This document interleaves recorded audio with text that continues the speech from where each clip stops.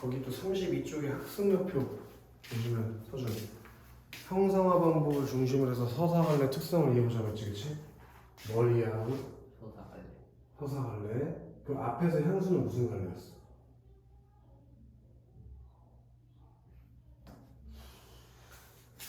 무슨 갈래였지?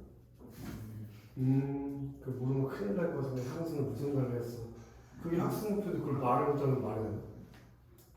오, 우리 서준이 그래서 하나도 안 하고 있어 지금, 그치? 아니야. 뭐가 아니야? 무슨 갈래인지도 말을 못하는데, 어? 태야 무슨 갈래였어? 서정 갈래였지, 그치? 서정 갈래는 어떤 식으로 형상화되는 갈래야? 작가가 자신의 경험에서 얻은 주관적인 감정이나 정서 같은 것들을 전달하는 게 서정 갈래였잖아, 그치? 그럼 서사 갈래 같은 경우에는 서준아, 어떤 이 허구적인 이야기를 서술자라는 대리인을 내세워서 전달하는 것, 그게 서사 갈래야. 허구적인 이야기를 서술자를 통해 전달하는 거. 배웠어? 네. 그때 서사갈래의 작품의 구성 요소에 세 가지가 있다고 했지. 뭐 했어? 서사갈래요? 구성 요소 세 가지 방학 때 배웠잖아. 뭐뭐 있다고 했어?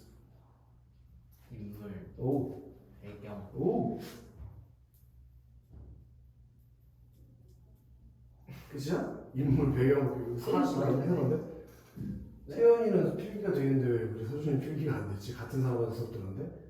써야 될 것 같은데. 인물, 네. 사건, 배경, 뭐가 있다고 서준아? 인물, 사건, 배경. 빨리 살포시 써볼까? 구성 요소에 인물, 사건, 배경, 그렇게 세 가지가 있다고 했지, 그치? 그리고 그 구성 요소랑 전체 내용 사이에는 뭐가 있다고? 유기적인 관련성이 있다고. 그것이 태어나? 그걸 이해해가면서 글을 읽어보자. 서사갈래의 개념은 뭔지, 특성은 뭔지, 그리고 서사갈래의 구성 요소에는 뭐가 있는지, 그리고 형상화 방법은 뭔지, 그리고 종탑 아래에서의 배경과 인물의 심리는 뭔지, 그리고 종탑 아래에서 갈등과 해결 과정은 어떻게 이루어졌는지, 그걸 판단하면서 읽어보래. 됐어, 태연? 좋아. 그럼 이제 내용 들어가 보자고. 한갑이 다 된 초등학교 동기들이 모두 운동장에서 모여 앉아 모깃불을 피워놓고 돌아가며 옛 이야기를 하나씩 한다. 마지막 순서로 평소 입이 무겁기로 소문난 최건호가 나서서 거기 밑줄 쳐 있어야 해요. 어린 시절 사랑 이야기를 하겠다고 한다. 누가 서주나? 최건호. 최건호가 옛날 얘기를 해준다고 했지, 그치?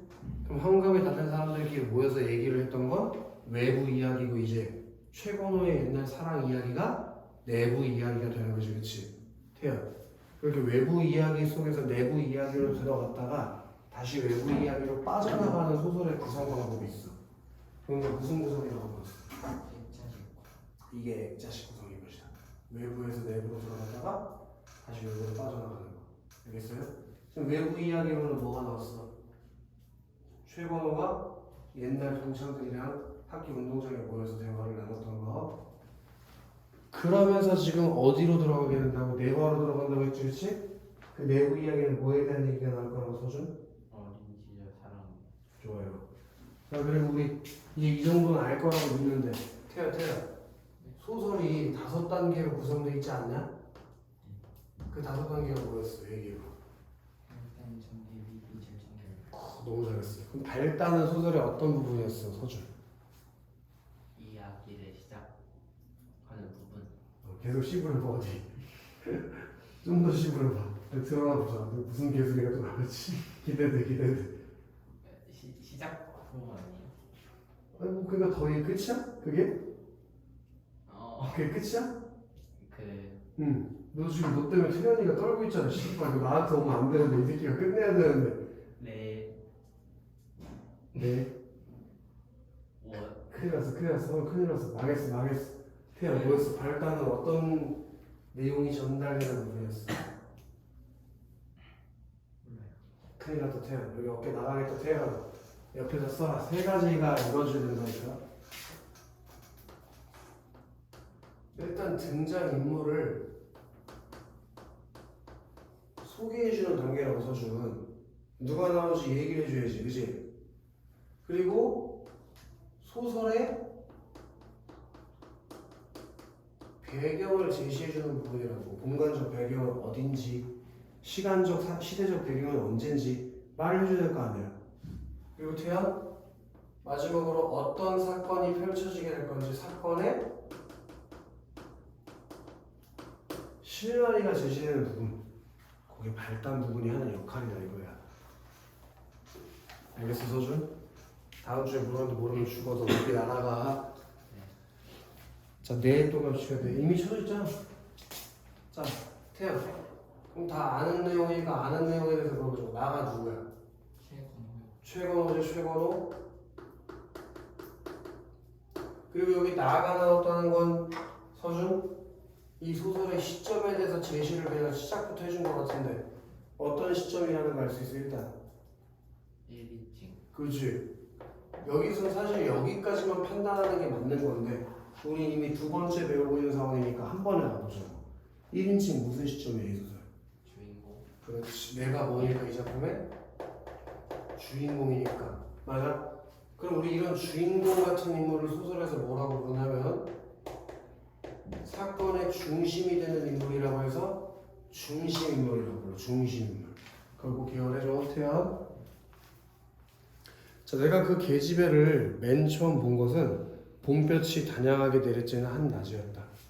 아침에 등교하면서 길가에 멍석을 펴는 짝눈이 아저씨를 봤기 때문에 나는 그날도 하굣길에 일부러 네 거리를 하나 더 지나 먼 길을 애돌아 집으로 향하고 있었다. 경찰서 앞을 지난 다음에 시청 앞에서 잠시 발걸음을 멈췄다. 시청 담벼락을 따라 길게 잇대어 세워놓은 게시판이 큼지막한 벽보로 더덕더덕 도배되어 있었다. 벽보에는 최근에 아마 선생님이 여기다 메모를 좀 쳐달라고 했을 거야. 전황.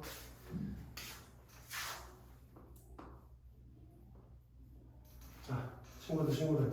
우리 소설 읽을 때 네모 치는 거 있지? 뭐에 네모 치기로 약속했어 우리?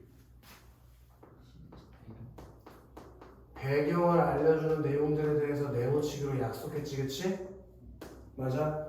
전황이라는 게 전쟁 상황의 줄임말이라고 했잖아. 지금 전쟁 하냐 태어나? 지금 우리 전쟁해? 해 지금 우리?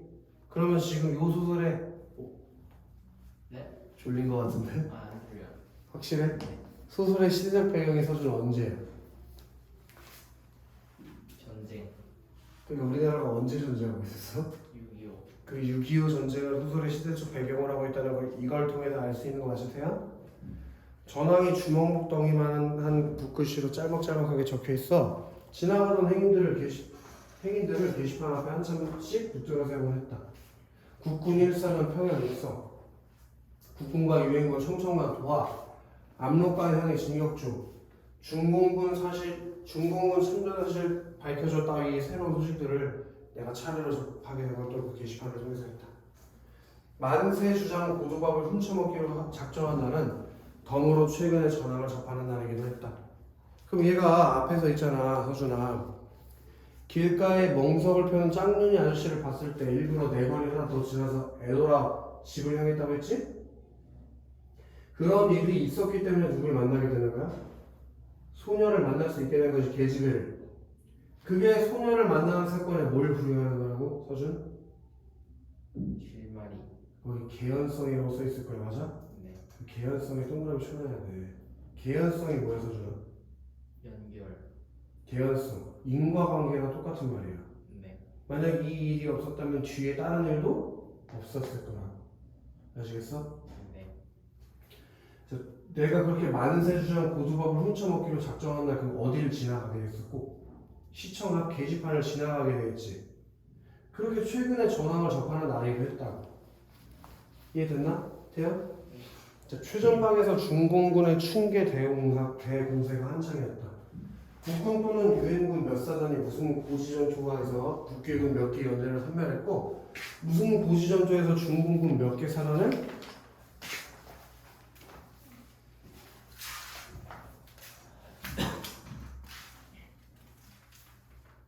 괴멸하였다는 등등의 내용을 담은 벽보들이 게시판에 어지럽게 나붙어 있었다. 일사후퇴에다가 제발 메모 좀 쳐달라고 했어. 일사후퇴가 몇 월 며칠이요? 1월 4일. 그때 무슨 일 있었지 서준? 중국 군대가 없을걸? 빨리 얘기해봐. 1사부터 때 무슨 일 있었는지. 그거 뒤로 간 거. 태가 어디서? 어디를 뺏기게 된 거야? 1월 4일에 다시. 서울 그래. 원래 우리나라가 메가더 장군에 무슨 뭐가 있었어? 인천 상륙작전. 그걸 통해서 서울을 되찾고 압록강 근처까지 올라갔다가 중국군이 들어와서 쭉 밀려났지. 네. 그래서 어디를 다시 잃어버렸어? 서울. 서울을 1월 4일에 잃어버리게 됐다고. 1951년 1월 4일에. 알지태요? 그래서 전쟁은 처음 시작되었던 그 자리로 얼추 되돌아와 38선을 사이에 두고 오랫동안 교착 상태에 빠져 있습니다. 빼앗아에다가 가로 열어야 될 걸. 빼앗아. 나중 빼앗아 새로 차지한 땅은 거의 없는 셈인데 국군과 유엔군은 날마다 승승장구하는 반면 북괴군과 중군군은 날마다 무더기로 죽어 다 자빠진다는 내용만 벽보에 적히는 그 속내를 나는 당최 이해할 수가 없었다. 이게 무슨 말이냐면 봐봐. 벽보에는